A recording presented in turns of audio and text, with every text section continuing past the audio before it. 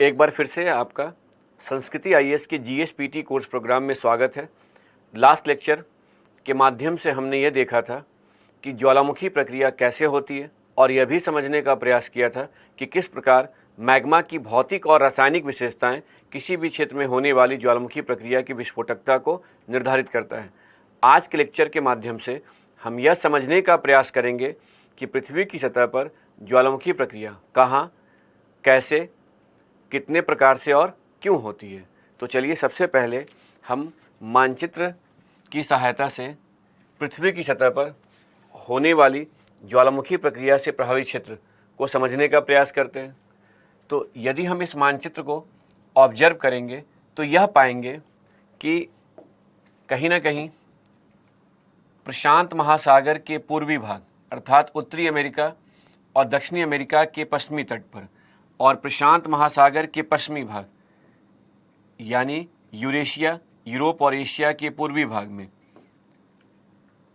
सक्रिय ज्वालामुखी प्रक्रिया से प्रभावित क्षेत्र है, जिसे रिंग ऑफ फायर यानी आग की पट्टी भी कहते हैं। और कहीं ना कहीं इस क्षेत्र का संबंध अभिसारी प्लेट सीमांत से है। जैसा कि आप जानते हैं कि प्रशांत महासागर के पूर्वी भाग में महासागरीय प्लेट का महाद्वीपीय प्लेट के नीचे मुड़ने के बाद क्षेपण हुआ है और प्रशांत महासागर के पश्चिमी भाग में प्रशांत महासागरीय प्लेट का यूरेशियन प्लेट के नीचे मुड़ने के बाद क्षेपण हुआ है। इसी प्रकार यहाँ इंडो ऑस्ट्रेलियन प्लेट के नीचे सबडक्शन हुआ है। तो कहीं ना कहीं इस अभिसारी प्लेट सीमांत का संबंध महासागरीय महाद्वीपीय और महासागरीय अभिसारी प्लेट सीमांत से। उसी प्रकार यदि आप अटलांटिक महासागर के मध्य में जाएंगे, जहाँ मध्य अटलांटिक कटक है, इस क्षेत्र में भी ज्वालामुखी प्रक्रिया होती है। वहीं प्रशांत महासागर के पूर्वी भाग में भी किसी किसी क्षेत्र में ज्वालामुखी प्रक्रिया के प्रभाव देखने को मिलते हैं। और इस आधार पर हम कह सकते हैं कि पृथ्वी की सतह पर ज्वालामुखी प्रक्रिया से अधिकांश क्षेत्र का संबंध प्लेट सीमांतों से है। इसलिए प्लेट विवर्तनक के सिद्धांत के द्वारा हम पृथ्वी की सतह पर होने वाली ज्वालामुखी प्रक्रिया का वर्णन कर सकते हैं। अगर आप ध्यान से इस मैप को ऑब्जर्व करेंगे तो यह भी पाएंगे कि प्लेट बाउंड्री से दूर भी ज्वालामुखी प्रक्रिया होती है। यानी एक ऐसे भी क्षेत्र हैं जहां ज्वालामुखी प्रक्रिया का संबंध प्लेट बाउंड्री से ना होकर इंट्रा प्लेट यानी अंतः प्लेट के क्षेत्र से है। तो कहीं ना कहीं हम पृथ्वी की सतह पर होने वाली ज्वालामुखी प्रक्रिया के वितरण के आधार पर प्लेट विवर्तन के सिद्धांत की सहायता से ज्वालामुखी प्रक्रिया का वर्णन कर सकते हैं। तो आइए वितरण के आधार पर किस प्रकार से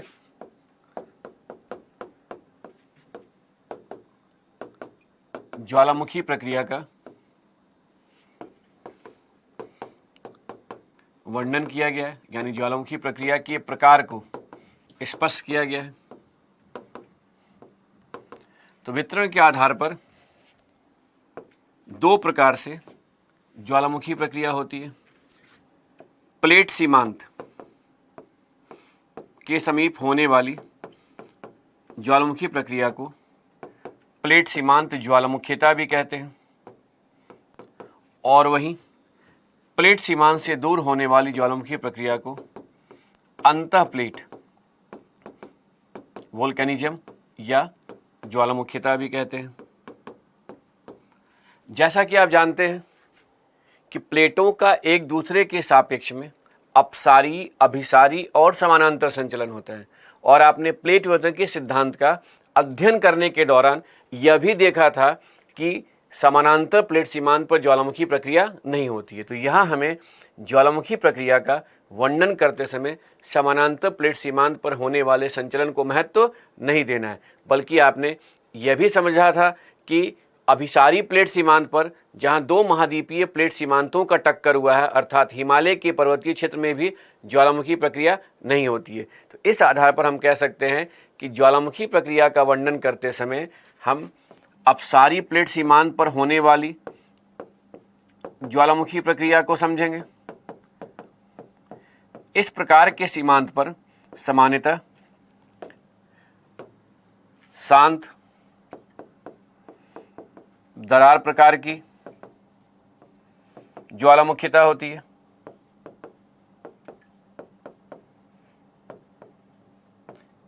इस प्रक्रिया से ज्वालामुखी कटक का निर्माण होता है।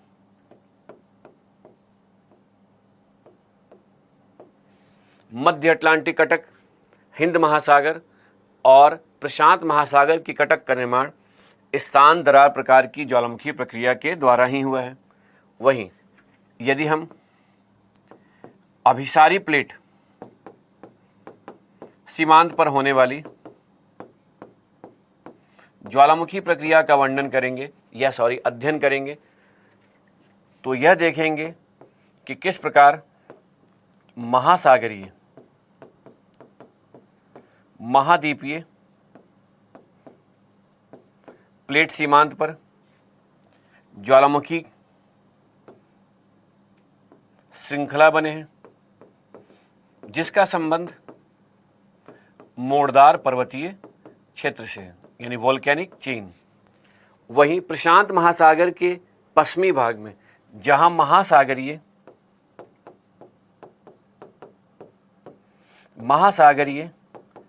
अभिसारी प्लेट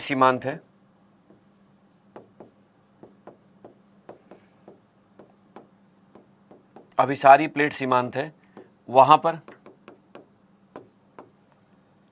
होने वाली ज्वालामुखी प्रक्रिया के कारण ज्वालामुखी द्वीप समूह का निर्माण हुआ है। तो सबसे पहले हम लोग प्लेट सीमांत पर होने वाली ज्वालामुखी प्रक्रिया को समझेंगे और उसके बाद यह भी समझने का प्रयास करेंगे कि प्लेट सीमांत से दूर ज्वालामुखी प्रक्रिया क्यों और कैसे होती है। जैसा कि आप जानते हैं कि अपसारी प्लेट सीमांत का निर्माण महासागर के नीतल पर महासागरीय कटक के साथ भ्रंश घाटी के समीप होता है, यानी इसका संबंध महासागर के नीतल से है। तो अपसारी प्लेट सीमांत पर होने वाली ज्वालामुखी प्रक्रिया को समझने के लिए इस इमेज को अध्ययन का आधार बनाते हैं। तो यह है महासागर का नीतल, और इसी नीतल पर अगर ध्यान दीजिएगा तो कहीं ना कहीं यह एक महासागरीय प्लेट है और ये दूसरी महासागरीय प्लेट है। महासागरीय प्लेट का यहाँ अपसारी संचलन हो रहा है, जिसके कारण ही यहाँ पर भ्रंश घाटी है, रिफ्ट वैली है। ध्यान से देखिएगा तो इस अपसारी प्लेट सीमांत पर पृथ्वी की अंदर की परतों से गर्म गलित पदार्थ का संवहन धारा के रूप में आरोहण होता है और आरोहण के बाद इसका दो दिशाओं में अपसरण भी होता है, जिससे अंततः संवहन धारा के द्वारा चक्र यानी सेल या कोशिका का निर्माण होता है। वहीं दूसरी तरफ प्लेट सीमांत से दूर हॉट स्पॉट तप्त स्थल से भी गर्म गलित पदार्थ के रूप में मैग्मा का आरोहण होता है, जो इस महासागरीय प्लेट को तोड़ते हुए भी सतह से बाहर की ओर आ सकता है। जैसा कि आप जानते हैं, तप्त स्थल का संबंध मैंटल के उस क्षेत्र से है जहां रेडियो सक्रिय तत्वों के विघटन के कारण तापमान में वृद्धि होने पर ठोस पदार्थ गर्म गलित पदार्थ में परिवर्तित होता है और वहां पर मैग्मा की उत्पत्ति होती है। तो पहले हमें यह समझना है कि अपसारी प्लेट सीमांत पर जहां प्लेटों का एक दूसरे से विपरीत दिशा में संचलन होता है, वहां ज्वालामुखी प्रक्रिया कैसे होती है और इस प्रक्रिया के द्वारा महासागर के नीतल पर महासागरीय कटक का निर्माण किस प्रकार से होता है। इस इमेज को समझने के लिए हम डायग्राम की सहायता से प्लेट सीमांत पर होने वाली ज्वालामुखी प्रक्रिया को स्पष्ट करने या समझने का प्रयास करते हैं। तो यदि महासागर के नीतल पर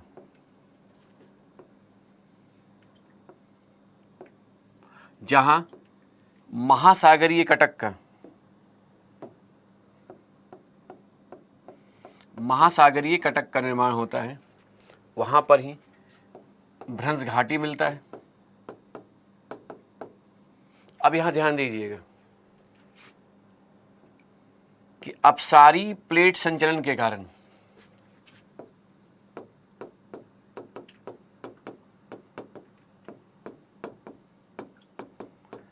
पहले तनाव मूलक बल के द्वारा भ्रंशन की क्रिया होती है और इस भ्रंशन की क्रिया से भ्रंश घाटी की चौड़ाई में वृद्धि होती है।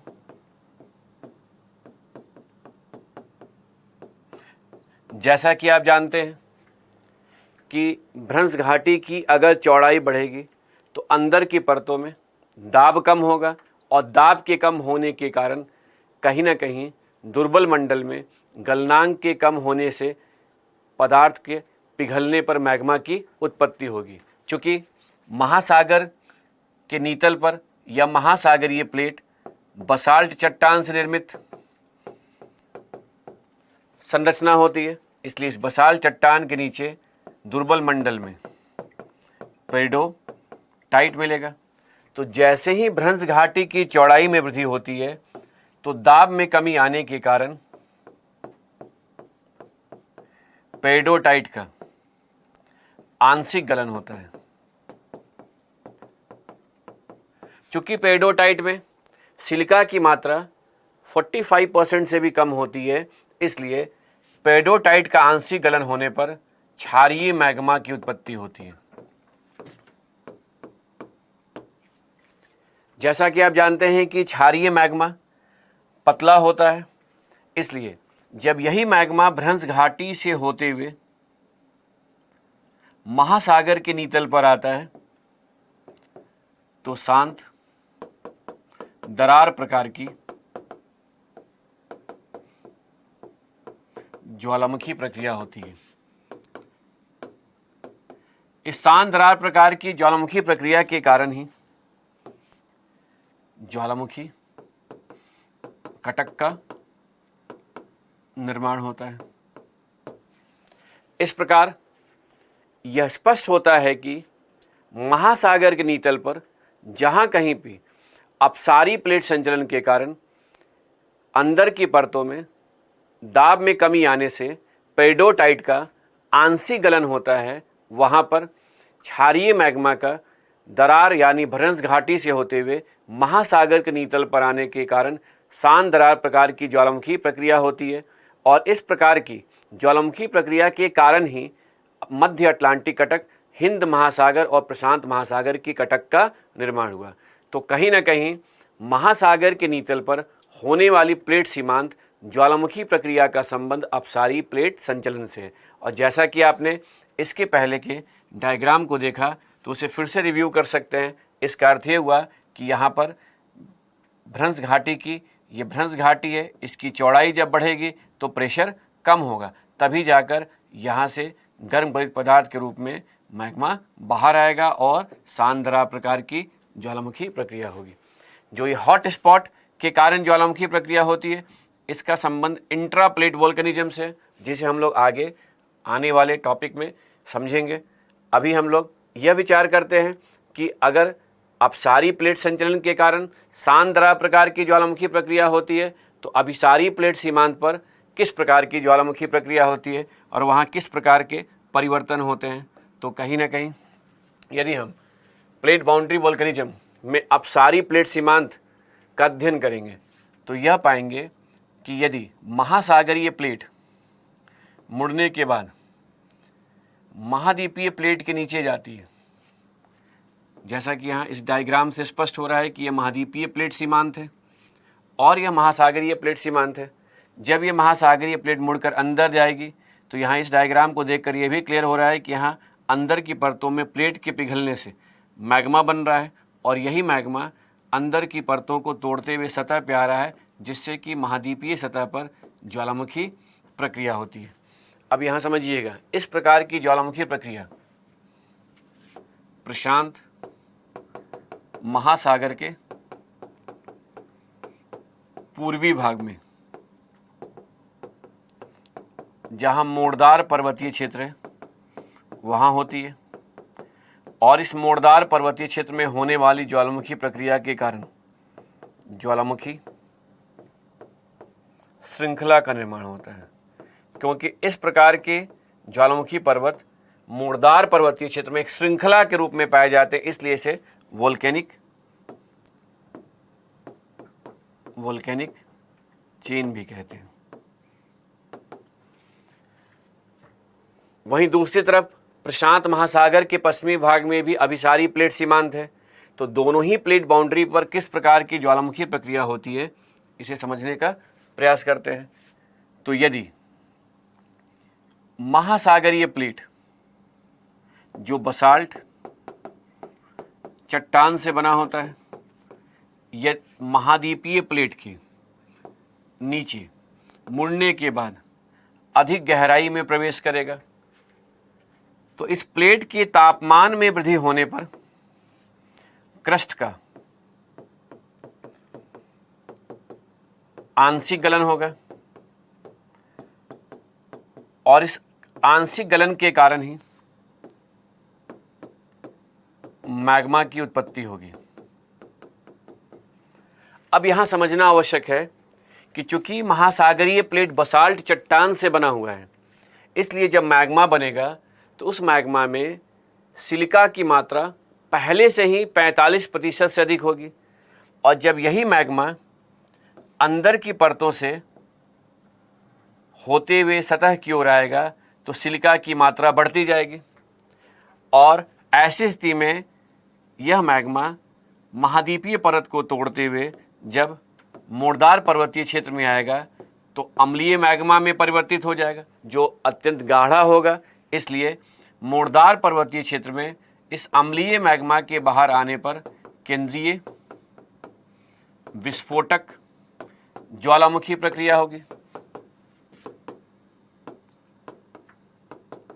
और इस केंद्रीय विस्फोटक ज्वालामुखी प्रक्रिया के कारण ज्वालामुखी शंकु का निर्माण होगा, और इस प्रकार के ज्वालामुखी शंकु को, वोल्केनिक कोन को के समूह को मोड़दार पर्वतीय क्षेत्र में ज्वालामुखी श्रृंखला कहते हैं। तो जब आप विश्व का प्रादेशिक अध्ययन करेंगे तो उत्तरी और दक्षिणी अमेरिका के पश्चिम के मोड़दार पर्वतीय क्षेत्र में कई ज्वालामुखी पर्वतों के नाम से परिचित होंगे, उन्हें आप देखकर समझेंगे। वहाँ हम लोग यह जानने का प्रयास करेंगे कि इस प्रकार के ज्वालामुखी शंकु के रूप में निर्मित पर्वत कौन से देश के किस राज्य में और कहाँ पर अवस्थित है। यहाँ हमने यह समझा कि उत्तरी और दक्षिणी अमेरिका के पश्चिम के तटीय क्षेत्र में जो मोड़दार पर्वत है, वहाँ पर केवल भूकंप की उत्पत्ति नहीं होती है, बल्कि वहाँ केंद्रीय विस्फोटक ज्वालामुखी प्रक्रिया के कारण ज्वालामुखी शंकु का निर्माण हुआ है, और इसलिए इस क्षेत्र में ज्वालामुखी प्रक्रिया होने की भी संभावनाएं बनी रहती हैं।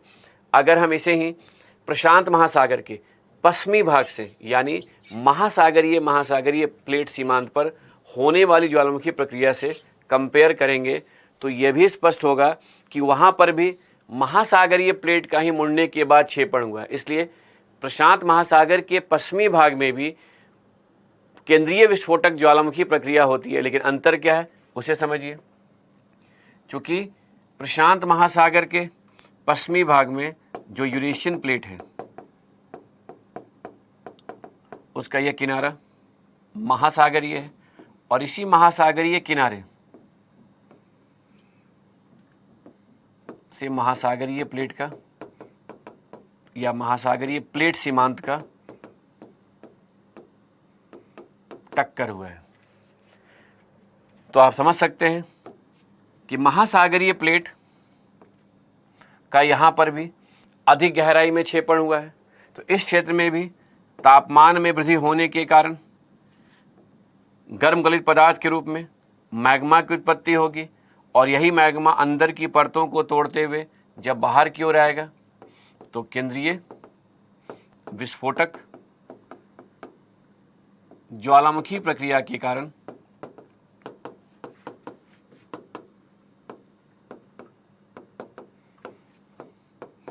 ज्वालामुखी द्वीप समूह का निर्माण हुआ है।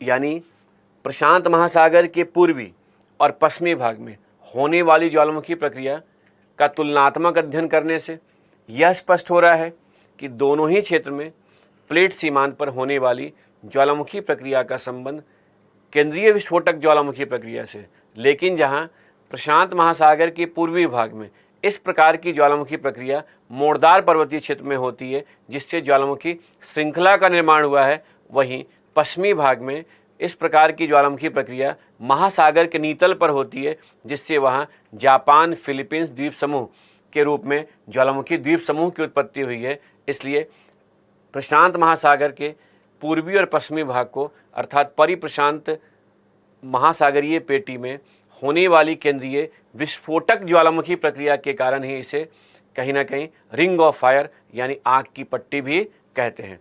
कुल मिलाकर यह स्पष्ट हो रहा है कि प्लेट सीमांत पर जो ज्वालामुखी प्रक्रिया होती है उनमें अपसारी प्लेट सीमांत पर शांत दरार प्रकार की ज्वालामुखी प्रक्रिया होती है और अभिसारी प्लेट सीमांत पर जहां महासागरीय प्लेट का मुड़ने के बाद क्षेपण होता है वहां पर अम्लीय और गाढ़ा मैग्मा की सतह पर आने के कारण केंद्रीय विस्फोटक ज्वालामुखी प्रक्रिया होती है। यहाँ ये भी समझना आवश्यक है कि प्लेट सीमांत का यानी महासागरीय प्लेट का जितनी अधिक गहराई में क्षेपण होगा सतह पर आने वाला मैग्मा की अम्लीयता उतनी ही अधिक होगी, वह मैग्मा उतना ही गाढ़ा होगा जिससे विस्फोटक प्रक्रिया यानी ज्वालामुखी प्रक्रिया और भी अधिक विस्फोटक होगी।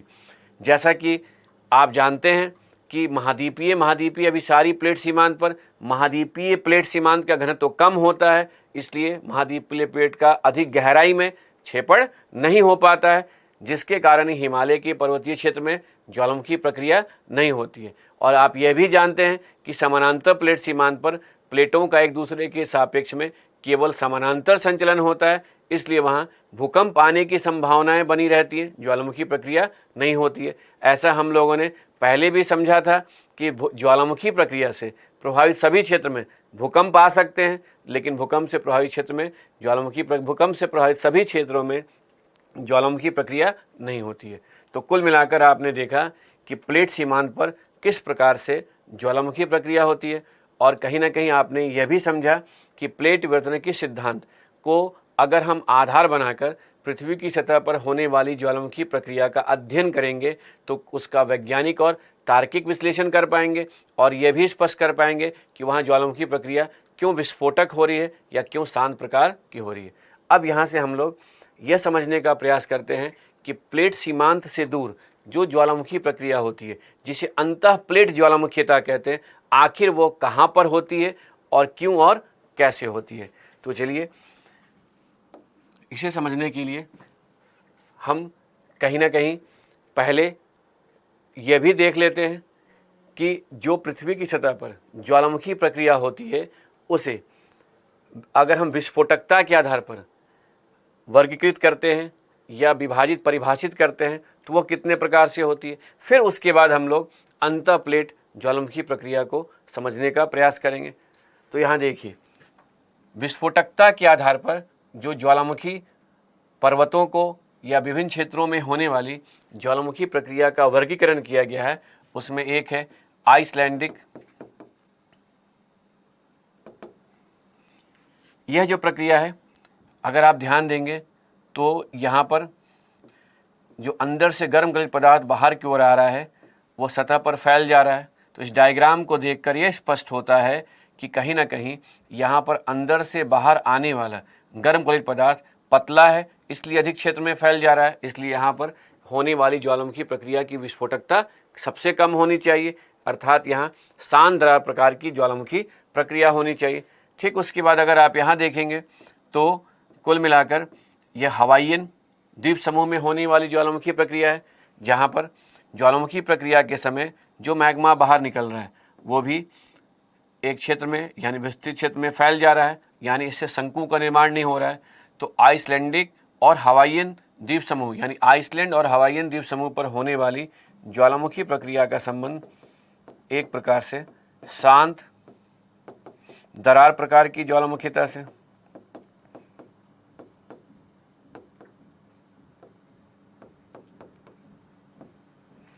अब देखिए, हवाईयन द्वीप समूह पर जो ज्वालामुखी प्रक्रिया होती है उससे अधिक विस्फोटक ज्वालामुखी प्रक्रिया को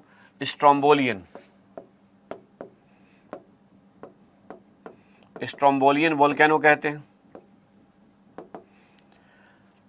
और यहाँ पर ज्वालामुखी प्रक्रिया के कारण जो संरचना का निर्माण हो रहा है वह शंकु के समान नजर आ रहा है, जिसकी ऊंचाई और ढाल की तीव्रता हवाईयन द्वीप समूह पर मिलने वाली संरचना से अधिक है। स्ट्रोम्बोलियन वोल्केनो का संबंध भूमध्य सागर में लिपारी द्वीप से है और वहाँ पर स्ट्रोम्बोलियन पर्वत है, जिसके नाम पर इसका नाम ही रखा गया स्ट्रोम्बोलियन वोल्केनो। अगर स्ट्रोम्बोलियन से हम आगे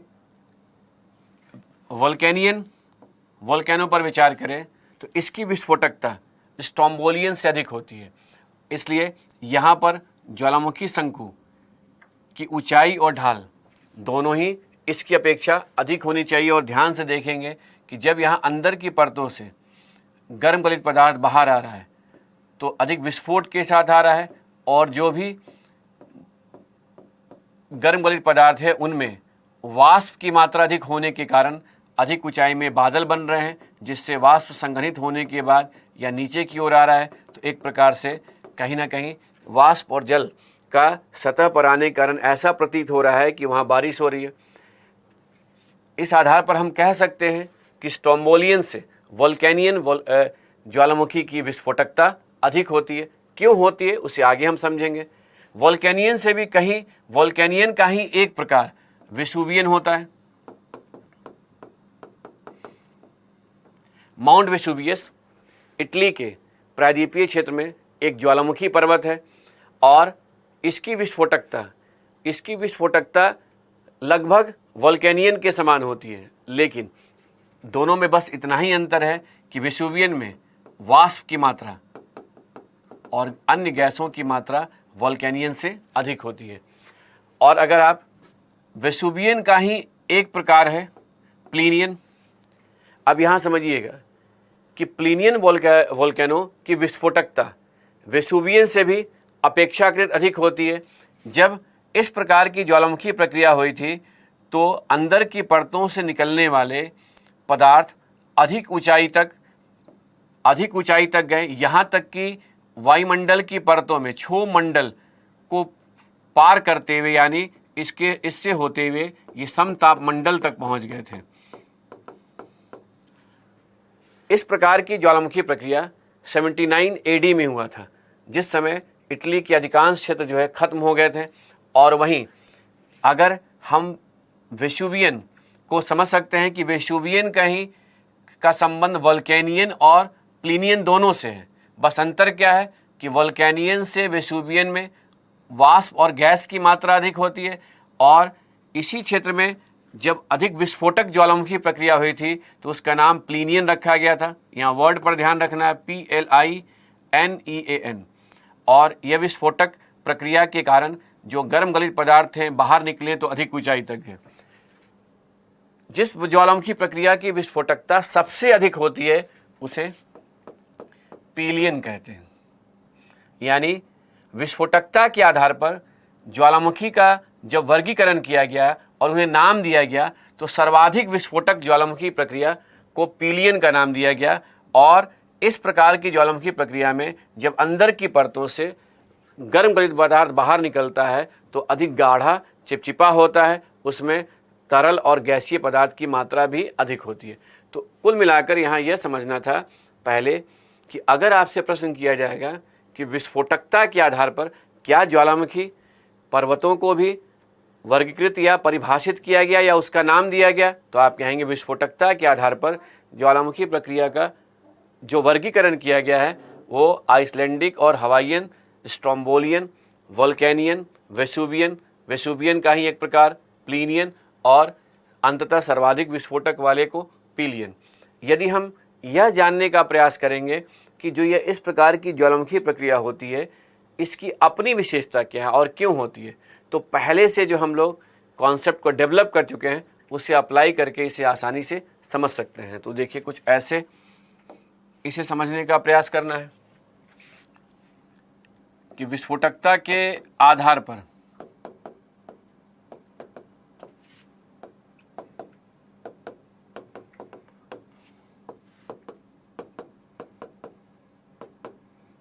ज्वालामुखी का अगर हम वर्गीकरण करते हैं तो सर्वाधिक विस्फोटक है पीलियन और इससे संबंधित है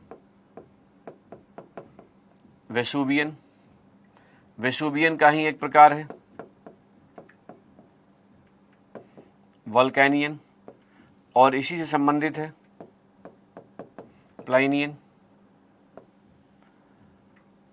इससे कम विस्फोटकता वाले को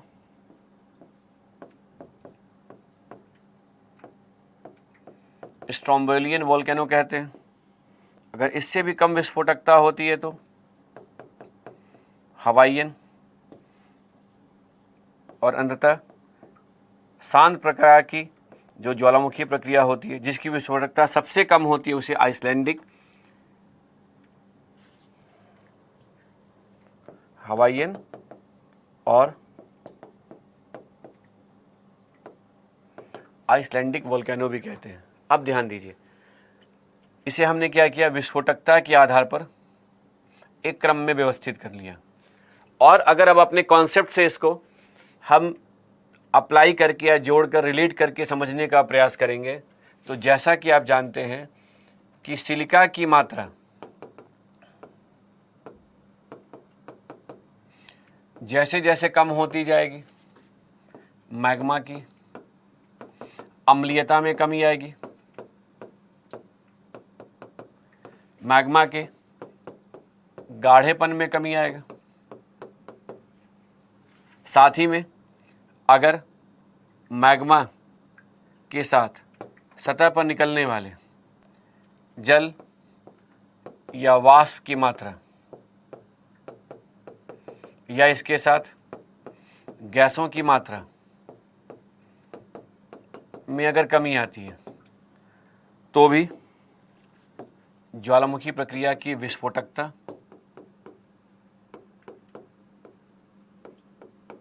कम होती जाएगी। जैसे जैसे विस्फोटकता कम होगी यानी मैग्मा की अम्लीयता और गाढ़ेपन में कमी आएगी और वाष्प की और गैस की मात्रा कम होगी तो शंकु की ऊंचाई के साथ ढाल की तीव्रता में भी कमी आएगी। अब देखिए, इसे क्या यहां समझना है कि यदि पीलियन प्रकार की ज्वालामुखीता सर्वाधिक विस्फोटक होती है तो इससे यह स्पष्ट होता है कि इस प्रकार की ज्वालामुखी प्रक्रिया के समय सतह पर आने वाले गर्म गलित पदार्थ की न केवल अम्लीयता बल्कि गाढ़ापन भी अधिक होगा, बल्कि सबसे अधिक होगा। और इस प्रकार की ज्वालामुखी प्रक्रिया के समय जल, वाष्प और अन्य गैसों की मात्रा भी अधिक होगी। लेकिन जैसे ही हम पीलियन से वेसुवियन की तरफ आएंगे तो मैग्मा की अम्लीयता भी कम होगी, गाढ़ापन भी कम होगा और पीलियन की अपेक्षा गैस की मात्रा भी कम होती जाएगी। इसलिए पीलियन की अपेक्षा वेसुवियन कम विस्फोटक होगा और शंकु की ऊंचाई और ढाल की तीव्रता भी क्या होगी, कम होगी।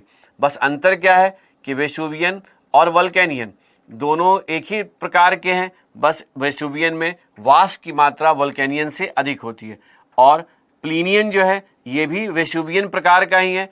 इस प्रकार की जब ज्वालामुखी प्रक्रिया हुई थी तो उसमें निकलने वाले पदार्थ में गैस की मात्रा अधिक होने के कारण ज्वालामुखी उद्गार अधिक ऊंचाई तक हुआ था। अंततः अगर हम स्ट्रोम्बोलियन की तरफ आएंगे तो वेसुवियन और वल्केनियन की अपेक्षा स्ट्रोम्बोलियन में मैग्मा की अम्लीयता और भी कम हो जाएगी, इसलिए विस्फोटक प्रक्रिया कम होगी और वाष्प की मात्रा भी कम रहेगी, जिसके कारण शंकु की ऊंचाई वल्केनियन से भी कम होगी। और हवाइयन प्रकार की जहां ज्वालामुखी प्रक्रिया होती है वहां क्षारीय मैग्मा बाहर निकलेगा जो पतला होगा, इसलिए वहां शंकु का निर्माण नहीं होगा और उस ज्वालामुखी संरचना की ऊंचाई कम होने के साथ ढाल भी मंद रहेंगे। और अत्यंत शांत प्रकार की ज्वालामुखी प्रक्रिया को आइसलैंडिक कहेंगे, जहां पर जब गर्म गलित पदार्थ बाहर निकलेगा तो वो सतह पर फैल जाएगा। तो तो कुल मिलाकर यदि देखा जाए तो इस आधार पर हमने क्या किया, अपने कॉन्सेप्ट को अप्लाई करके सतह पर होने वाली जो ज्वालामुखी प्रक्रिया है जिसका विस्फोटकता के आधार पर वर्गीकरण किया गया उसे एक्सप्लेन कर सकते हैं। तो हमें याद नहीं करना है बल्कि पहले से बनाए हुए कॉन्सेप्ट को यहाँ अप्लाई करके इनकी विशेषताओं का वर्णन कर देना है। और इन्हीं विशेषताओं को ध्यान में रखकर अगर आप देखेंगे तो देखिए यहाँ पर लावा बाहर निकल गया है, सतह पर फैल गया है। यहाँ संरचना की ऊंचाई और ढाल की तीव्रता कम है, इसकी तुलना में यहाँ शंकु की ऊंचाई और ढाल की तीव्रता अधिक है। यहाँ से अगर आएंगे तो देखिए वोल्केनियन में इसकी अपेक्षा ढाल की तीव्रता और भी अधिक है। और अगर उसके बाद वेसुवियन में आएंगे तो ढाल की तीव्रता बेशक कम दिखाई दे लेकिन ये इसमें वाष्प की मात्रा अधिक होती है इसलिए विस्फोटक होता है। अगर प्लीनियन की बात करें तो इसकी अपेक्षा यहाँ ढाल की तीव्रता और भी अधिक है। और पीलियन से पीलियन की तरफ आए यानी प्लीनियन से पीलियन की तरफ आएंगे तो यहाँ ढाल और भी अधिक तीव्र और शंकु की ऊंचाई अधिक है। तो ये था विस्फोटकता के आधार पर ज्वालामुखी प्रक्रिया का प्रकार। अब आते हैं वोल्केनिक लाइन या ज्वालामुखी रेखा को समझने का प्रयास करते हैं। तो जैसा कि अभी तक आपने देखा कि पृथ्वी की सतह पर अधिकांश ज्वालामुखी प्रक्रिया का संबंध प्लेट सीमांत पर होने वाली ज्वालामुखीता से, लेकिन यहाँ वोल्केनिक लाइन ज्वालामुखी रेखा का संबंध अंतः प्लेट ज्वालामुखी प्रक्रिया से, इंट्रा प्लेट वोल्केनिज्म से, और प्लेट सीमांत से होने वाली ज्वालामुखी प्रक्रिया का संबंध तप्त स्थल अर्थात हॉट स्पॉट से। और आप ये पहले से जानते हैं कि रेडियो सक्रिय तत्वों के विघटन के कारण ही जब मैंटल में गर्म गलित पदार्थ के रूप में मैग्मा की उत्पत्ति होती है तो उस क्षेत्र को या स्पॉट को हॉट स्पॉट कहते हैं। तो हॉट स्पॉट के कारण जब ज्वालामुखी प्रक्रिया होती है तो ऐसी ज्वालामुखी प्रक्रिया से ज्वालामुखी रेखा बन सकता है। तो प्रशांत महासागर के पूर्वी भाग में प्लेट सीमांत से दूर, उत्तरी अमेरिका के पश्चिमी तट से दूर अंतः प्लेट ज्वालामुखी प्रक्रिया के कारण ही हवाईयन द्वीप समूह की उत्पत्ति हुई और यह ज्वालामुखी रेखा के समान नजर आएगा, लाइन के रूप में नजर आएगा। और इस ज्वालामुखी रेखा को की उत्पत्ति कैसे हुई है इसे हमें समझने के लिए इंट्रा प्लेट वोल्केनिक प्रोसेस को समझना होगा। तो चलिए देखते हैं कि इस प्रकार की प्रक्रिया कैसे होती है। तो ध्यान दीजिए,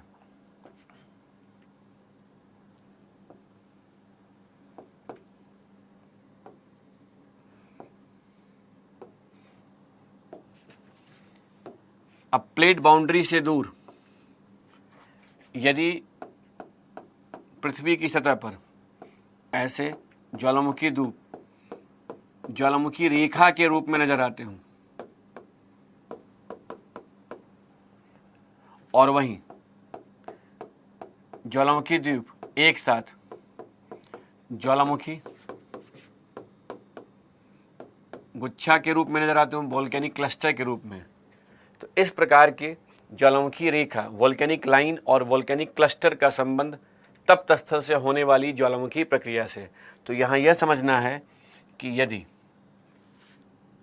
प्लेट के नीचे मैंटल में किसी एक तप्त स्थल से गर्म गलित पदार्थ के रूप में संवहन तरंग के द्वारा अगर मैग्मा का सतह की ओर आरोहण होगा तो ऐसी स्थिति में होने वाली ज्वालामुखी प्रक्रिया के कारण ज्वालामुखी रेखा का निर्माण होगा।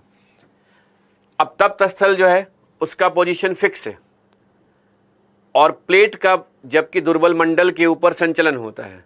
तो इमेजिन कीजिए कि अगर प्लेट का संचलन होगा तो ऐसी स्थिति में प्लेट का वह भाग जो तप्त स्थल के ऊपर होगा वहाँ पर ज्वालामुखी प्रक्रिया होगी, यानी उस जगह पर ज्वालामुखी प्रक्रिया के सक्रिय होने के कारण द्वीप का निर्माण होगा।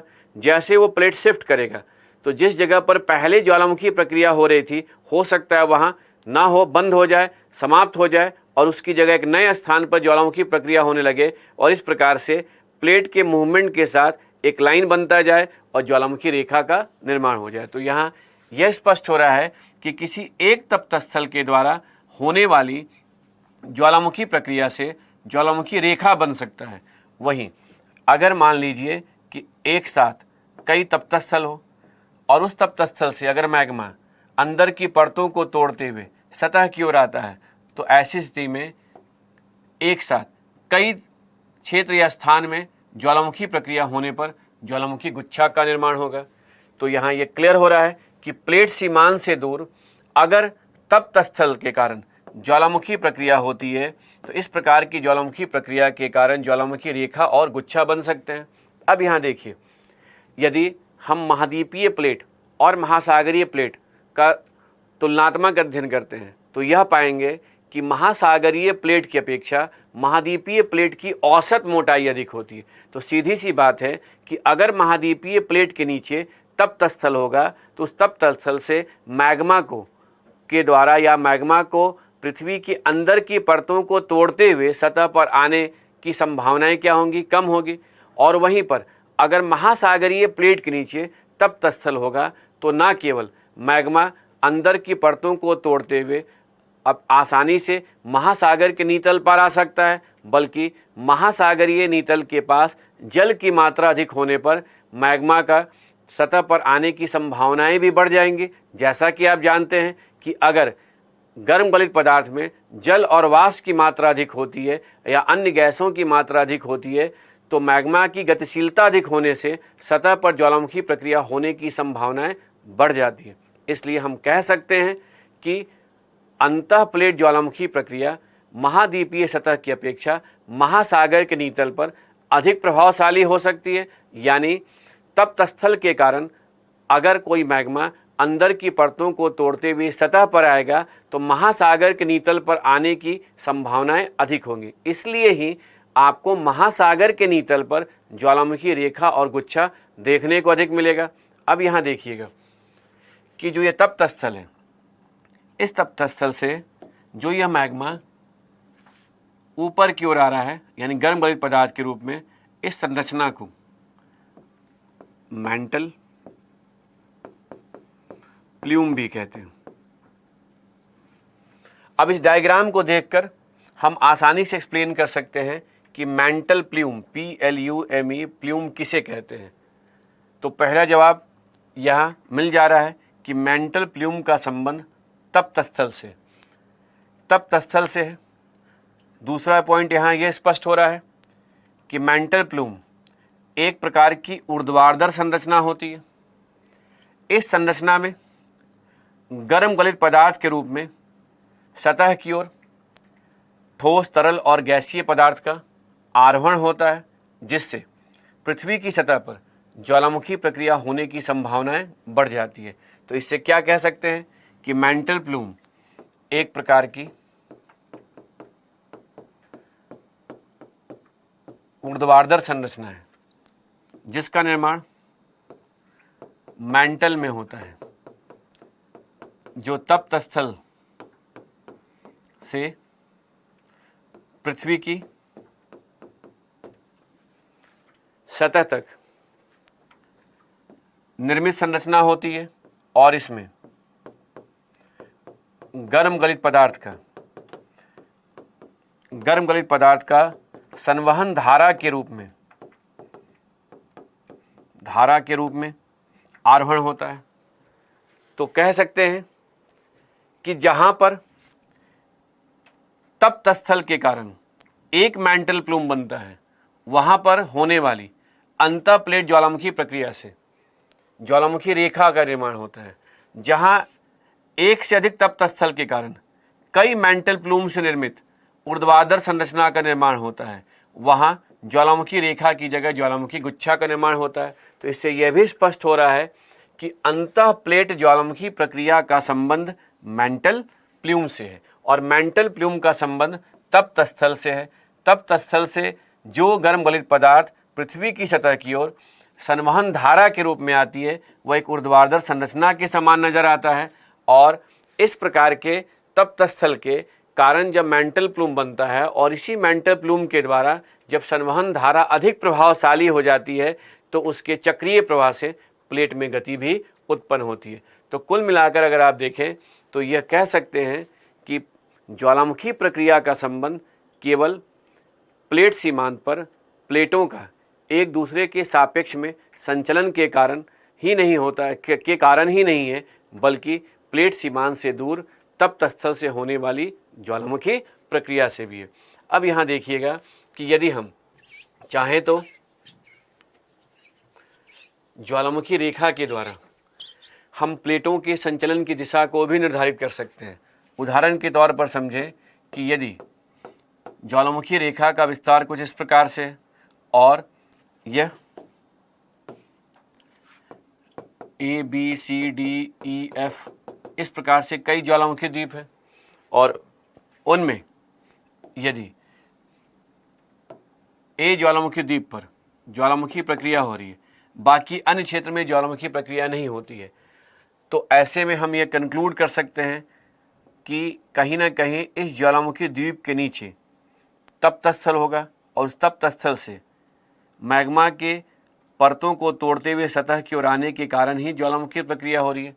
इसके आधार पर हम ये भी कह सकते हैं कि हो ना हो ए के पहले बी द्वीप बना होगा, बी के पहले सी द्वीप बना होगा, अर्थात यह जो द्वीप ज्वालामुखी रेखा के रूप में नज़र आ रहा है इसका मूवमेंट कहीं ना कहीं इस डायरेक्शन में हुआ होगा, यानी एफ के बनने के बाद वो शिफ्ट किया, फिर ई की बारी आई, फिर डी की बारी आई, फिर सी की बारी आई और ऐसे अंततः जो है अभी यहाँ पर ज्वालामुखी प्रक्रिया के कारण ए का निर्माण हो रहा है। तो कह सकते हैं कि ज्वालामुखी रेखा के विस्तार के आधार पर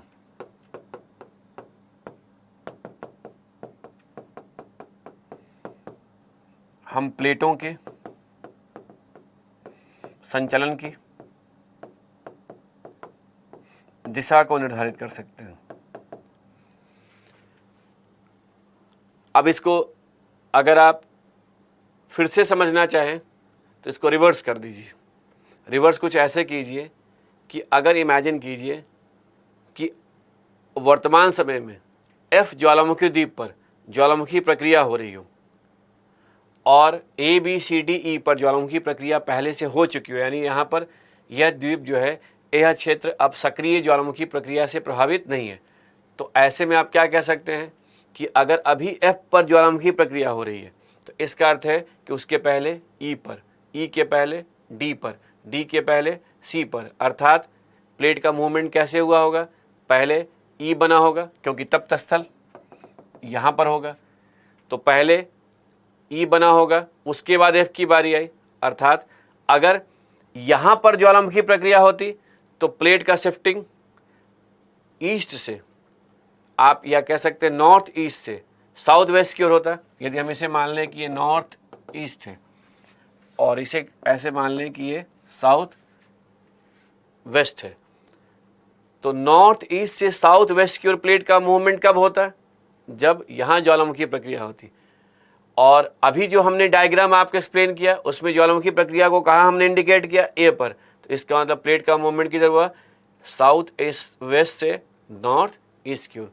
कुल मिलाकर हम ज्वालामुखी रेखा के विस्तार के द्वारा प्लेटों की संचलन की दिशा को निर्धारित कर सकते हैं।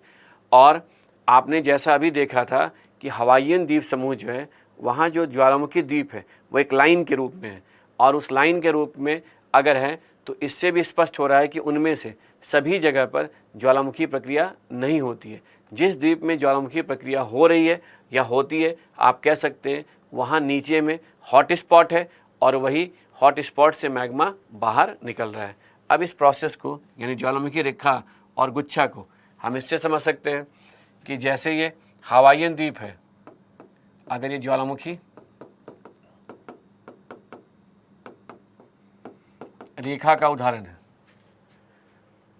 तो ये पॉलिनेशिया, मेलानेशिया, माइक्रोनेशिया ये सभी आपको प्रशांत महासागर में नज़र आएंगे। हवाईयन द्वीप समूह उत्तरी प्रशांत महासागर के पूर्वी भाग में है, क्योंकि जैसे आप ये देख सकते हैं ये इक्वेटर है 0 डिग्री है, और वहीं माइक्रोनेशिया उत्तरी प्रशांत महासागर में है, तो मेलानेशिया के अधिकांश क्षेत्र और पॉलिनेशिया दक्षिणी प्रशांत महासागर में है। यहाँ देखेंगे तो कई सारे आपको ज्वालामुखी द्वीप मिलेंगे। इसी प्रकार यहाँ पर भी कई ज्वालामुखी द्वीप मिलेंगे, यहाँ पर भी कई ज्वालामुखी द्वीप मिलेंगे जो गुच्छा के रूप में है। तो कह सकते हैं कि पॉलिनेशिया, मेलानेशिया और माइक्रोनेशिया में मिलने वाले यानी ज्वालामुखी द्वीप समूह का संबंध ज्वालामुखी गुच्छा से है, जो प्लेट सीमांत से दूर अंतः प्लेट ज्वालामुखी प्रक्रिया के द्वारा बने हैं, जिनका संबंध एक तप्त स्थल नहीं बल्कि एक से अधिक तप्त स्थल के कारण होने वाली ज्वालामुखीता से, जबकि वहीं हवाईयन द्वीप समूह का संबंध ज्वालामुखी रेखा से। तो कुल मिलाकर आपने देखा कि ज्वालामुखी प्रक्रिया केवल प्लेट सीमांत पर नहीं होती है, बल्कि प्लेट सीमांत से दूर तप्त स्थल के कारण भी होती है, और तप्त स्थल के कारण होने वाली ज्वालामुखी प्रक्रिया महासागर के नीतल पर अधिक प्रभावशाली है, क्योंकि महासागर ये प्लेट को मैग्मा के द्वारा तोड़कर सतह पर आने की संभावनाएं भी अधिक होती है। और इस आधार पर हम ये भी कंक्लूड कर सकते हैं, यानी इस निष्कर्ष पर आ सकते हैं कि पृथ्वी की सतह पर भूकंप से प्रभावित क्षेत्र का संबंध केवल प्लेट सीमांत पर होने वाली ज्वालामुखी प्रक्रिया से न होकर प्लेट सीमांत से दूर अंतः प्लेट ज्वालामुखी प्रक्रिया से भी है। तो कुल मिलाकर अभी तक हमने यह समझा कि ज्वालामुखी प्रक्रिया कैसे होती है, और इसी दौरान हमने यह भी देखा कि ज्वालामुखी प्रक्रिया विस्फोटक और शांत प्रकार की होती है। साथ में पृथ्वी की सतह पर ज्वालामुखी प्रक्रिया के वितरण मानचित्र को देखने के बाद हमने यह भी निष्कर्ष कहीं ना कहीं कंक्लूजन ड्रॉ किया कि अधिकांश ज्वालामुखी प्रक्रिया से प्रभावित क्षेत्र का संबंध प्लेट सीमांत से है, और उसमें भी सबसे अधिक ज्वालामुखी प्रक्रिया परिप्रशांत पेटी यानी सरकम पैसिफिक बेल्ट पर होती है, जिसका संबंध अभिसारी प्लेट सीमांत से है। फिर हमने यह भी समझा कि प्लेट सीमांत पर ही केवल ज्वालामुखी प्रक्रिया नहीं होती है, बल्कि प्लेट सीमांत से दूर अंतः प्लेट ज्वालामुखी प्रक्रिया के कारण ज्वालामुखी रेखा और गुच्छे का भी निर्माण होता है। यह भी कहीं ना कहीं स्पष्ट हो गया कि तप्त स्थल से जब गर्म गलित पदार्थ संवहन धारा के रूप में सतह की ओर आता है, तो ऐसी स्थिति में निर्मित ऊर्ध्वाधर संरचना को मेंटल प्ल्यूम कहते हैं, और इस मेंटल प्ल्यूम के कारण जो ज्वालामुखी प्रक्रिया होती है उसका संबंध इंट्राप्लेट वोल्केनिज्म से है। और ये मेंटल प्ल्यूम जो है केवल ज्वालामुखी प्रक्रिया के लिए उत्तरदायी नहीं है, बल्कि इससे प्लेटों में गति भी उत्पन्न हो सकती है। अब इन्हीं बातों को आधार बनाते हुए कुछ इम्पॉर्टेंट पॉइंट को हम रिव्यू करते हैं कि क्या कहीं पर भी किताबी भाषा को हम पढ़कर समझ पा रहे हैं कि नहीं। उसके बाद ज्वालामुखी प्रक्रिया के कारण जो अंदर की परतों में अभ्यांतरिक प्लेट ज्वालामुखी स्थलाकृति और बाह्य ज्वालामुखी स्थलाकृति है, उन पर हमें नेक्स्ट लेक्चर में विचार करना है। तो चलिए कुछ इम्पॉर्टेंट पॉइंट्स को हम आधार बना के अब तक ज्वालामुखी प्रक्रिया से संबंधित डिस्कस किए पॉइंट्स को यहाँ रिवाइज करते हैं। तो देखिए, ज्वालामुखीता यानी वोल्केनिज्म का अंतर्जात आकस्मिक संचलन से संबंधित एक ऐसी जटिल प्रक्रिया है, ज्वालामुखी प्रक्रिया एक जटिल प्रक्रिया है जिसका संबंध अंतर्जात आकस्मिक संचलन से। इस प्रक्रिया के अंतर्गत पहले मैग्मा की उत्पत्ति होती है, उसके बाद यही मैग्मा पृथ्वी की सतह की ओर या सतह पर आने का प्रयास करता है। तो जब ज्वालामुखी प्रक्रिया होती है तो केवल मैग्मा की उत्पत्ति नहीं होती, बल्कि मैग्मा की उत्पत्ति के साथ पृथ्वी की सतह की ओर या सतह पर आने की सभी क्रियाएं सम्मिलित होती है। जैसा कि आप जानते हैं कि जब मैग्मा सतह पर आता है तो जल, वाष्प, अन्य गैस से विखंडित पदार्थ और चिपचिपे पदार्थ अर्थात लावा के रूप में बाहर आता है। वहीं अभ्यांतरिक क्रिया अगर ये सतह पे ना आए बल्कि अंदर की परतों में ही रह जाए, तो अभ्यांतरिक क्रिया में मैग्मा पृथ्वी की सतह के नीचे ही जमकर अभ्यांतरिक आग्नेय चट्टान में परिवर्तित हो जाता है। चट्टान टॉपिक को डिस्कस करते समय हमने समझा था कि मैग्मा के शीतलीकरण से अभ्यांतरिक आग्नेय चट्टान का निर्माण होता है, और इसी आग्नेय चट्टान से निर्मित स्थलाकृति को अभ्यांतरिक ज्वालामुखी स्थलाकृति भी कहते हैं। तो इसे भी हमें समझना है कि अगर मैग्मा अंदर की परतों में ठंडा होगा तो किस प्रकार के अभ्यांतरिक ज्वालामुखी स्थलाकृतियों का निर्माण होगा। अब देखिए, अगर यही मैग्मा सतह से बाहर आ जाता है लावा के रूप में, तो उसे एक्सट्रूसिव प्रोसेस कहते हैं, यानी बाह्य क्रिया। तो बाह्य क्रिया में गर्म पदार्थ के रूप में जल भी आता है, जलवाष्प भी बाहर आता है, अन्य गैसें भी बाहर आती है। अन्य गैसों में कार्बन डाइऑक्साइड, नाइट्रोजन के ऑक्साइड, सल्फर के ऑक्साइड बाहर आते हैं। यही नहीं बल्कि ज्वालामुखी पदार्थ के साथ लावा भी सतह के बाहर आता है। यहाँ यह समझना है कि बाहर आने वाले चिपचिपे पदार्थ को लावा कहते हैं और इनके ठंडा होने से निर्मित ज्वालामुखी स्थलाकृति को बाह्य ज्वालामुखी स्थलाकृति भी कहते हैं। तो आगे हमें यह जानना है कि अभ्यंतरिक और बाह्य ज्वालामुखी स्थलाकृति दिखने में कैसा होता है, इसकी अपनी कौन कौन सी विशेषताएं होती हैं। साथ में देखिए नेक्स्ट पॉइंट को समझिए। ज्वालामुखी क्रिया के समय निकलने वाले गैसों में सर्वाधिक प्रतिशत वाष्प का होता है।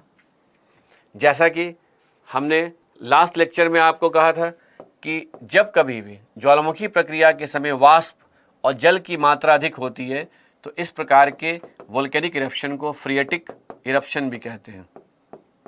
और इस प्रकार की प्रक्रिया वहाँ होने की संभावनाएं अधिक होती है जहाँ सतह के समीप जल की मात्रा अधिक होती है। इसलिए महासागर में या झील या ऐसे क्षेत्र में जो जल का स्रोत होता है वहाँ पर सामान्यतः ज्वालामुखी प्रक्रिया के समय जल और वाष्प की मात्रा अधिक होने पर उस फ्रिएटिक इरप्शन अधिक प्रभावशाली होता है। तो देखिए अब यहाँ नेक्स्ट पॉइंट पर ध्यान दीजिए कि वाष्प के अतिरिक्त carbon dioxide, nitrogen, sulphur dioxide का भी निष्कासन होता है।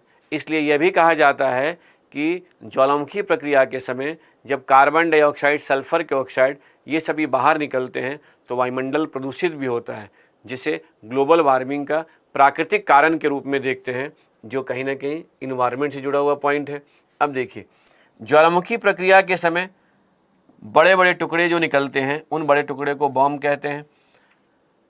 ये भी आप पहले से जानते हैं। और जो विखंडित पदार्थ निकलते हैं उनके आकार अलग अलग होते हैं, उनमें से जिसका आकार सबसे बड़ा होता है उसे बॉम्ब कहते हैं। अब देखिए वहीं जब छोटे आकार के विखंडित पदार्थ होते हैं, यानी मटर के दाने या अखरोट के आकार के होते हैं, तो ऐसे छोटे आकार के कणों को लैपिली कहते हैं और बहुत बारीक कणों को ज्वालामुखी राख कहते हैं। तो आप समझ सकते हैं कि जब विस्फोटक प्रक्रिया होती है तो उस समय विखंडित पदार्थ अधिक मात्रा में बाहर निकलते हैं और सामान्यतः उनमें कणों का आकार जब बड़ा होता है तो अधिक ऊंचाई पे नहीं जाते, और अगर वही ज्वालामुखी राख वगैरह होते हैं तो उनकी ऊंचाई भी अधिक होती है, यानी वो आसमान में अधिक ऊंचाई तक पहुंच जाते हैं। ज्वालामुखी उद्गार के समय सतह पर आने वाले गर्म गलित पदार्थ को ही लावा कहते हैं, यानी लावा एक प्रकार का स्टिकी या चिपचिपा पदार्थ होता है। जैसा कि आप पहले से जानते हैं कि अगर यह लावा क्षारीय होगा तो पतला होगा और अधिक क्षेत्र में फैल जाएगा, और अगर यही लावा गाढ़ा होगा यानी इसमें सिलिका की मात्रा अधिक होगी, अम्लीय होगा, तो इसके कारण ज्वालामुखी शंकु का निर्माण होगा। अब देखिए मैग्मा की अम्लीयता या गाढ़ेपन का सिलिका की मात्रा से सीधा संबंध होता है। ये भी आप जानते हैं कि कहीं ना कहीं अम्लीयता का सिलिका की मात्रा से सीधा संबंध होता है। यही कारण है कि जब अम्लीय या गाढ़ा मैग्मा या लावा सतह पर आता है तब विस्फोटक ज्वालामुखी प्रक्रिया होती है, और वहीं जब क्षारीय या पतला मैग्मा सतह पर आता है तो शांत द्रव प्रकार की ज्वालामुखी प्रक्रिया होती है। और इसे अब आप रिलेट कर सकते हैं कि अभिसारीय प्लेट सीमांत पर जहाँ महासागरीय प्लेट का अधिक गहराई में क्षेपण होता है वहाँ पर अम्लीय और गाढ़ा मैग्मा सतह पर आता है जिससे विस्फोटक प्रक्रिया होती है, और अपसारीय प्लेट सीमांत पर जहाँ प्लेटें दूर जाती हैं वहाँ पर कहीं ना कहीं क्षारीय मैग्मा बाहर आता है जिससे शांत द्रव प्रकार की ज्वालामुखी प्रक्रिया होती है। इसका उदाहरण हमने अभी डिस्कस किया था। आइसलैंडिक और हवाईयन द्वीप समूह पर होने वाली ज्वालामुखी प्रक्रिया भी एक प्रकार की शांत प्रकार की ज्वालामुखीता है, और मध्य अटलांटिक कटक भी इसी प्रक्रिया से बना है। अब देखिए केंद्रीय विस्फोटक ज्वालामुखी प्रक्रिया के समय लावा के साथ गैस तथा विखंडित पदार्थ का अधिक मात्रा में निष्कासन होता है। तो ये बात सही है कि जब विस्फोटक प्रक्रिया होती है तो केवल लावा ही बाहर नहीं निकलता है बल्कि उस गाढ़े पदार्थ को बाहर लाने में जल और वाष्प के साथ अन्य गैसों की भूमिका भी महत्वपूर्ण होती है। इसलिए ही जहाँ कहीं पर भी केंद्रीय विस्फोटक ज्वालामुखी प्रक्रिया होती है वहाँ पर गैस और विखंडित पदार्थ अधिक मात्रा में बाहर निकलते हैं। जब गैस की मात्रा कम होती है, यानी आप समझ सकते हैं, जब गैस की मात्रा कम होगी तो उस मैग्मा यानी गर्म गलित पदार्थ के सतह पर आने की संभावनाएं भी कम होगी। अगर वो सतह पर आएगा तो धीरे धीरे बाहर निकलेगा, शांत प्रक्रिया के द्वारा बाहर निकलेगा। इसलिए ही जब तरल लावा क्या होता है, शांत प्रक्रिया के द्वारा दरार से होते हुए सतह पर आता है। तो आप समझ सकते हैं कि गैस की मात्रा कम है, लावा क्षारीय है, कम गाढ़ा है यानी पतला है, तो शांत प्रक्रिया से बाहर आएगा, जिससे ज्वालामुखी पठार या महासागरीय क्रस्ट का निर्माण होता है। तो यहाँ पर भी जितने पॉइंट्स हैं इनको आप आसानी से समझ सकते हैं और पहले से डिस्कस किए गए टॉपिक को रिवाइज कर सकते हैं। अब ध्यान दीजिए, प्लेट टेक्टोनिक के आधार पर ज्वालामुखी प्रक्रिया से प्रभावित क्षेत्र का हम डिस्ट्रीब्यूशन पैटर्न यानी प्रतिरूप को भी समझ सकते हैं कि विश्व स्तर पर अधिकांश सक्रिय ज्वालामुखी प्रक्रिया प्लेट की सीमाओं के साथ संबंधित है। और कौन सी प्लेट की सीमाओं के साथ? अपसारी और अभिसारी। कौन सी प्लेट सीमाओं से संबंधित नहीं है? तो समानांतर प्लेट सीमांत से इनका संबंध नहीं है। और अभिसारी प्लेट सीमांत में किससे नहीं है? दो महाद्वीपीय अभिसारी प्लेट सीमांत से। विश्व के ज्वालामुखियों का लगभग 2/3 क्षेत्र प्रशांत महासागर के दोनों तटीय भागों, जिसका संबंध महासागरीय महाद्वीपीय और महासागरीय अभिसारी प्लेट सीमांत से। और वहीं द्वीप समूह, इसी प्लेट सीमांत पर जो ज्वालामुखी प्रक्रिया होती है उससे ज्वालामुखी द्वीप समूह बनते हैं। और प्लेट सीमांत से दूर ज्वालामुखी रेखा और ज्वालामुखी गुच्छा का भी निर्माण होता है, जिसका संबंध प्लेट सीमांत से न होकर अंतः प्लेट ज्वालामुखी प्रक्रिया से है। तो ये सब कहाँ अधिकांश मिलेंगे आपको? प्रशांत महासागर में। और परिप्रशांत मेखला को फायर रिंग ऑफ पैसिफिक भी कहते हैं, यानी आग की पट्टी भी कहते हैं, क्योंकि प्रशांत महासागर के सीमांत पर जहाँ अभिसारी प्लेट संचलन होता है वहाँ केंद्रीय विस्फोटक ज्वालामुखी प्रक्रिया होने के कारण ही इसे आग की पट्टी भी कहते हैं।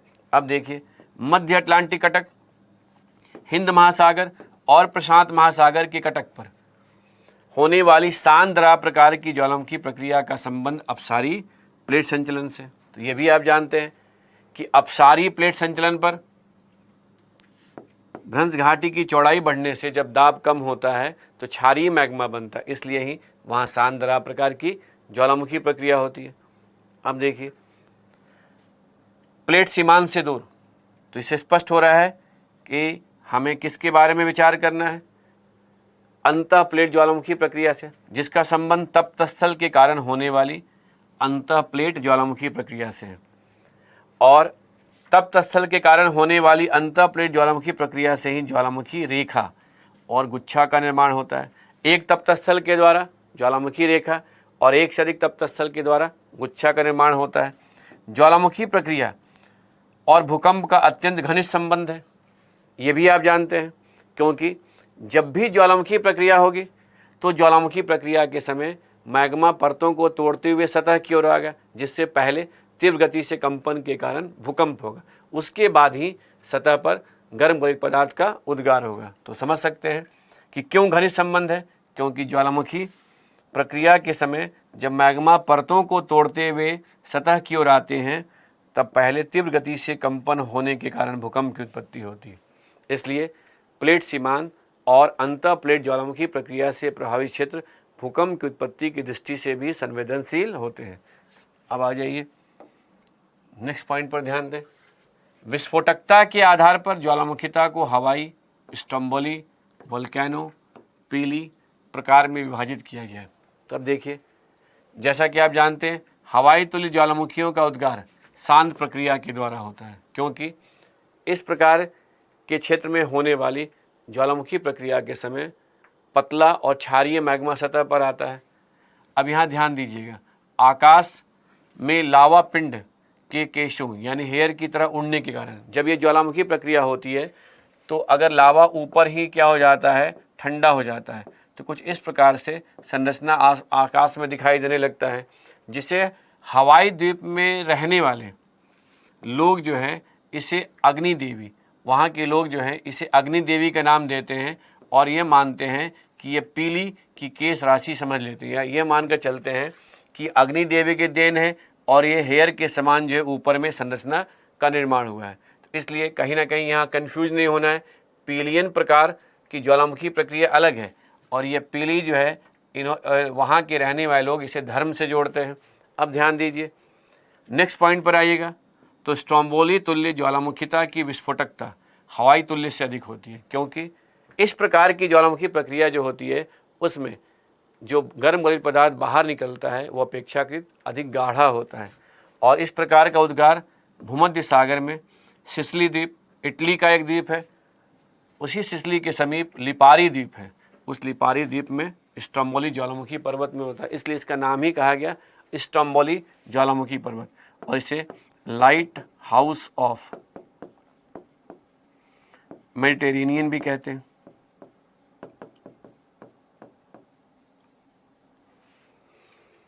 अब देखिए, इससे क्या स्पष्ट हुआ कि हवाई तुल्य से अधिक विस्फोटक स्ट्रोम्बोलियन तुल्य, ये भी आप जानते हैं, और स्ट्रोम्बोलियन तुल्य से अधिक विस्फोटक वोल्केनो तुल्य है।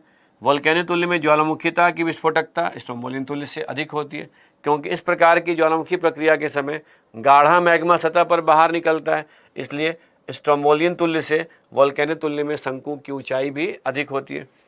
वोल्केनो तुल्य और विसुवियस तुल्य, तो वो विसुवियस तुल्य ज्वालामुखी वोल्केनियन प्रकार का ही होता है, इसी से संबंधित है, लेकिन अंतर क्या है, इसमें गैस की मात्रा अधिक होने के कारण लावा का आकाश में अधिक ऊंचाई तक उद्गार होता है, क्योंकि जितनी अधिक गैस की मात्रा होगी उतना ही लावा अधिक ऊंचाई तक जाएगा, यही दोनों में डिफरेंस है।